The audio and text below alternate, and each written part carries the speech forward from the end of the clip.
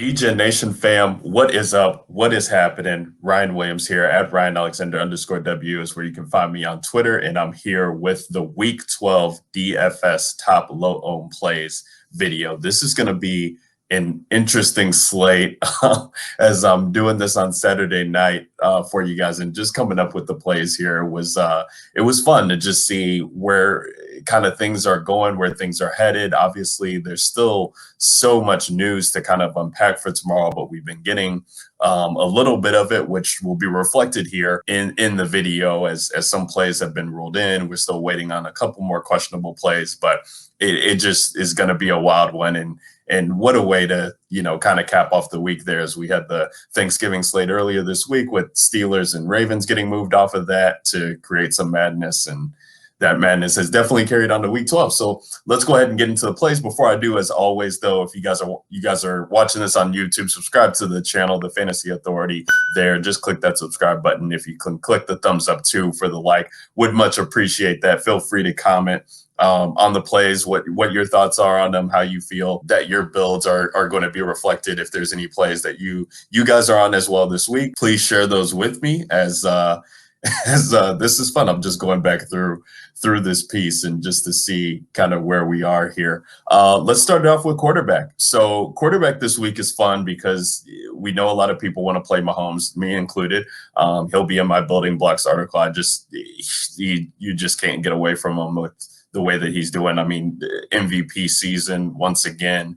He's just been fantastic, and great matchup for him to throw. But if we're looking for leverage plays here, let's go to the quarterback that's priced just above him on both Draftkings and FanDuel, and that's Kyler Murray coming in at 8,200 on Draftkings, 9,100 on FanDuel. Leverage there, as I'm talking about, by not 200 more for Mahomes there on Draftkings.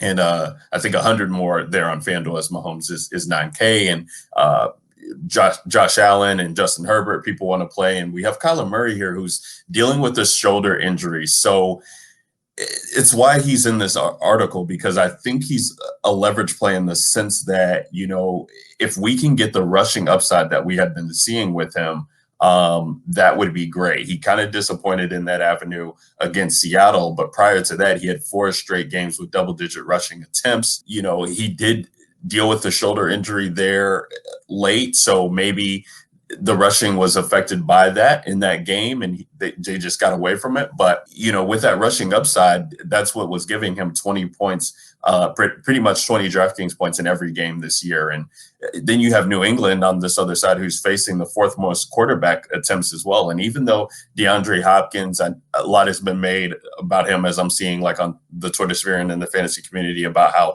Bill Belichick's been able to shut him down when he was with the Texans. I think he had 7 career games against them, and no games has he had over 100 yards, but had still had some decent games to move the ball. And even, it just doesn't matter with Kyler. If he can throw a deep bomb to Andy Isabella, who's going to be taking over for Larry Fitzgerald there out of the slot, throw a bomb to Christian Kirk, and if we can somehow still get the rushing production out of him in this game, I just think nobody's playing him, and it just makes a ton of sense, and actually makes for an interesting game stack, as I'm kind of liking this game as it's going under the radar here. And I'll talk about plays on the other side later. Let's move into the second quarterback here, which is Teddy Bridgewater, 6,200 on DraftKings, 7,000, I believe, is where he comes in on FanDuel. And I've just wanted to get a Teddy B stack all year to win the money with. And I'm not sure what tournament I will place him in, but I will definitely have, you got Dalvin on the other side. And Dalvin is a guy that I love this week, especially on DraftKings, even though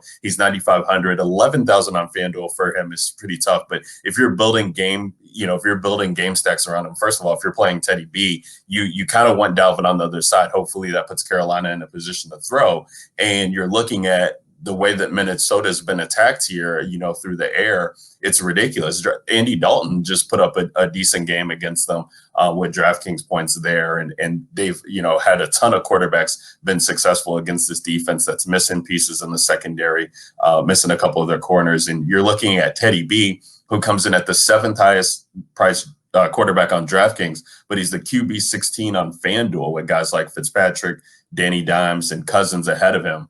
And it's just, interesting narrative too there as he's back in Minnesota there for a quote unquote revenge game. I always got to throw those narratives in for you guys. But, you stack him with a guy like Robbie Anderson, stack him with a guy like DJ Moore. These wide receivers have been coming on late. Even Curtis Samuel has been having some big games as of late. I think I'll talk about this later, but, Robbie Anderson stack with Teddy B and the run back with Dalvin, I think is where I'm looking to get a build or two this week. So definitely love that. And then thirdly, let's go to Ryan Fitzpatrick, also in another narrative game here going against the Jets. And not only a narrative game in the matchup sense, and it's kind of weird because Fitzpatrick played for so many teams, but just the sense that he now is getting back into the job. I mean, he was surprised, kind of a surprise fire, so to speak, or, benching with Tua coming in, and he had been, so successful on a win streak there.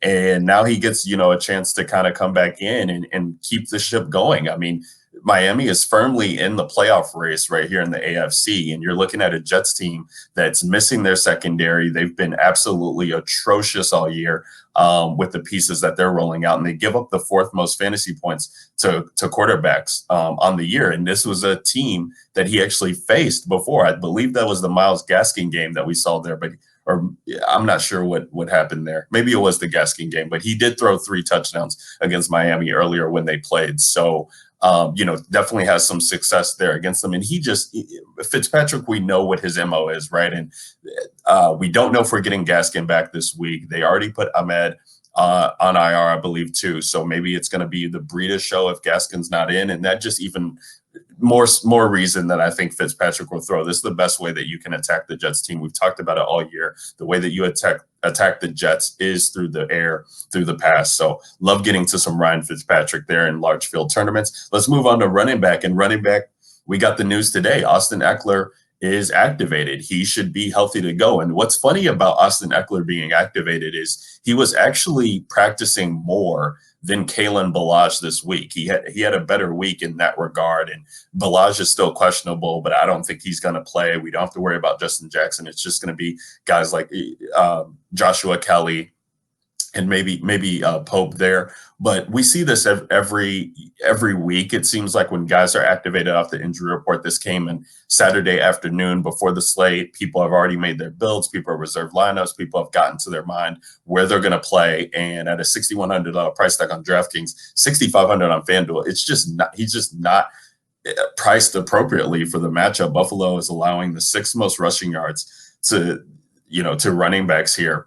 And the last time that we saw Eckler with Herbert, not only are we looking at rushing, but the passing upside when people, it was 1 target and 1 catch, I believe, in that week 1 game when it was Tyrod, if you want to say Taylor. And then the next 2 weeks when there was the Kansas City game and the week after that, he saw 15 total targets for 139 yards in those 2 games. So if we're going to see, and Kalen Ballage has had, a huge share of the workload for this team. So if there's no Ballage here to go along with Austin Eckler being active in this game against Buffalo, just absolutely love him. Perfect leverage spot off of, maybe including with the Cleveland running backs if you want to play a Cleveland running back and Eckler, or even if you want to play Cook, I think you could play Eckler with him and still feel good about it. Let's talk about a cheap guy right now, and that's James White. James White comes in at $4,500 on DraftKings. Don't care about the FanDuel price because I just don't think it's going to pay off enough for you to have him. But if I'm interested in Kyler, and Arizona putting up points here, I got to be interested in some run back pieces, or maybe even, I don't know, I might have to even consider some cam stacks if I can see this game environment coming to fruition. But we know that Burkhead is now out. He's on IR. We got Harris still there. Sony Michel, I think he's going to be, active or, ready to play, but he doesn't catch passes either. So if the Patriots can get into a hole here, if Arizona kind of, puts this game where it needs to be forced on to Cam to throw, I think we could see James White getting some work. He saw the most snaps since week 4 when Burkhead left the game, and he ran 20 routes in that game last week as well, too. So White is 7th in running back receptions on the year, even with his limited role. I think he definitely could have a sneaky role there. And he's priced $100 cheaper than a guy like Nyheim Hines, who is becoming really popular. And don't get me wrong, I love some Nyheim Hines this week. But if you're in large field tournaments as leverage, if you have way of seeing how that game goes. I think you can get to White. Move on to wide receiver. It's Robbie Anderson comes in here first, and it's really because he's back now with Teddy B at the helm. I think people, if they're looking at the box scores, if they're looking what happened last week with PJ Walker and DJ Moore was absolutely fantastic. And DJ Moore has, he's kind of come into his own here, but we cannot forget about Robbie Anderson here, who still has a red zone role on the team. I think if they can get there, he's tied for Samuel, excuse me, with red zone looks. And, same way as I was talking about with Teddy B, Minnesota, they're allowing the third most DK points and FanDuel points to wide receivers, and they've allowed the second most wide receiver touchdowns on the year as well, too. Robbie Anderson has been frustrating. It can't be stated enough how frustrating he's been, and he hasn't scored in, 9 straight weeks now, I think it is, or something like that. So that's very, very infuriating, to say the least. But I think he's in a good get-right spot here in a game that we can target. Let's move on to Devontae Parker. Devontae Parker, 5,900 on DraftKings, 6,500 on FanDuel. The Jets are allowing the fourth most points to wide receiver. And, the Devontae Parker narrative, or not even narrative, but going under the radar here, is that when Preston Williams has been out, this dude has been fantastic. We look at last year with Williams out, he had 76 targets, 44 receptions, 802 yards and 5 touchdowns across those 8 games. In big games against Tre'Davious White, William Jackson, Stephon Gilmore last year. And now we have Preston Williams out again. And now that, on the season thus far, Preston Williams has been out for a couple of weeks, but that's been with Tua, not with Fitzpatrick. Now we get Fitzpatrick back, who is that quarterback there in 2019. And I think we could see some fantasy goodness here. He's 5,900. It definitely affordable on DraftKings. 6,500 is way, way cheap for him on FanDuel. If he can get a score there, you definitely should. He will pay off that price tag for sure. So I love getting to Devontae Parker this week. Again, Jets, we attack them all year through the past. Antonio Brown. So if you're looking at getting Mahomes teams and you're looking for a run back spot, how are you not looking at Antonio Brown? 15 catches on 21 targets the past 2 weeks. Lots been talked about his share of the targets has been going up each week for the past 3 weeks that he's been there. And so we're looking at this, situation here. If KC's putting up points, Brady's going to have to lean on somebody on the run back here. And I think it's going to be Antonio Brown. I mean, he definitely looked like a security blanket last week when the Bucs were in trouble. And I can definitely see Antonio Brown being leaned on again. Only 5,700 on DraftKings. You got to like that price tag. 6,400 on FanDuel if you can get behind that as well. Jacoby Myers, 5,300 on DraftKings. He's 5,800 on FanDuel. Burned a lot of people last week. I mean, burned a lot of people. Bradley Roby was able to, shut him down. I don't think it was a full-on shadow, so to speak, but we saw Damiere Byrd really tilting people as I forget what the target counts were for Jacoby last week, maybe 3 or so.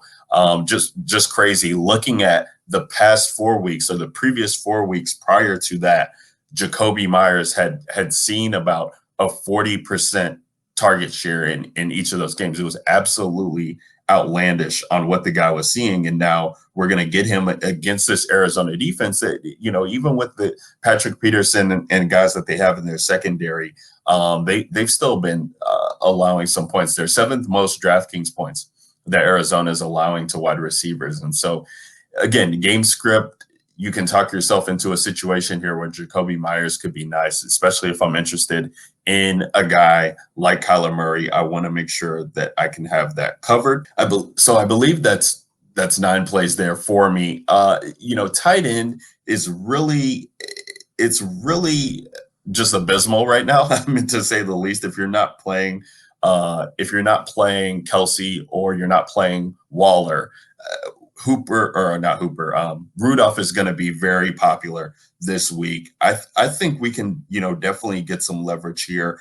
I'm looking at guys in the range of, maybe we get Jordan Reed, we don't know if he's going to play or not. He could be questionable, but if we get Ross Dwelley, we know Nick Mullins has liked to lean on the tight end before. Ross Dwelley's going under the radar. He won't be owned at all. And who else is going under the radar, or I feel could go on the radar too, is Gerald Everett. Gerald Everett, if Tyler Higbee's going to miss, he has an elbow injury. I haven't seen anything come to fruition, but the past 2 weeks here, he's seen 8 targets in those 2 games, 6 receptions in those 2 games. The yardage hasn't been there, but that's with Higbee active. If we can, see that Higbee's rolled out there, I think that Gerald Everett coming in at 3,300 on DraftKings and Jordan Reed is 3,600 on DraftKings. I think those guys will go overlooked. So I really think that, you want to look at the tight end position if you're not paying up and see if you can come up with pivots. I mean, I get the Rudolph play. It makes me, I would only want to play him, I think, in game stacks. It makes me very uncomfortable to play a Kyle Rudolph and hope for the touchdowns from Minnesota's way to come on that regard. But maybe it's good leverage if you have, Dalvin Cook and you're hoping that maybe those red zone looks that they're missing. I think they're missing like 23 red zone looks without Thielen, and Irv Smith could go to him. So, have fun picking the tight end position, this guys. And good luck to you. That's going to do it for the Week 12 top low owned plays video. Appreciate you guys rocking with me all year. It's definitely been a fun ride, and Sunday will definitely continue that as we're looking to get in all the fun. But again, like I said, subscribe to the channel, guys. Make sure you guys are liking the video.